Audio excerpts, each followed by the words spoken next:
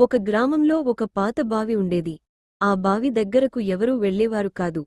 ఎందుకంటే అందులో ఏదో రహస్యం ఉందని అందరూ అనుకునేవారు.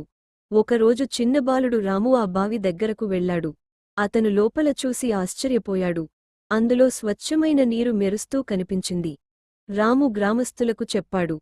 అందరూ కలిసి బావిని శుభ్రం చేశారు. అప్పటినుంచి ఆ బావి గ్రామానికి నీటి వనరుగా మారింది. భయం కంటే ధైర్యం ముఖ్యమని అందరూ తెలుసుకున్నారు. ఒక గ్రామంలో ఒక పాత బావి ఉండేది. ఆ బావి దగ్గరకు ఎవరూ వెళ్లేవారు కాదు. ఎందుకంటే అందులో ఏదో రహస్యం ఉందని అందరూ అనుకునేవారు. ఒకరోజు చిన్న బాలుడు రాము ఆ బావి దగ్గరకు వెళ్లాడు. అతను లోపల చూసి ఆశ్చర్యపోయాడు. అందులో స్వచ్ఛమైన నీరు మెరుస్తూ కనిపించింది. రాము గ్రామస్తులకు చెప్పాడు. అందరూ కలిసి బావిని శుభ్రం చేశారు. అప్పటినుంచి ఆ బావి గ్రామానికి నీటి వనరుగా మారింది. భయం కంటే ధైర్యం ముఖ్యమని అందరూ తెలుసుకున్నారు.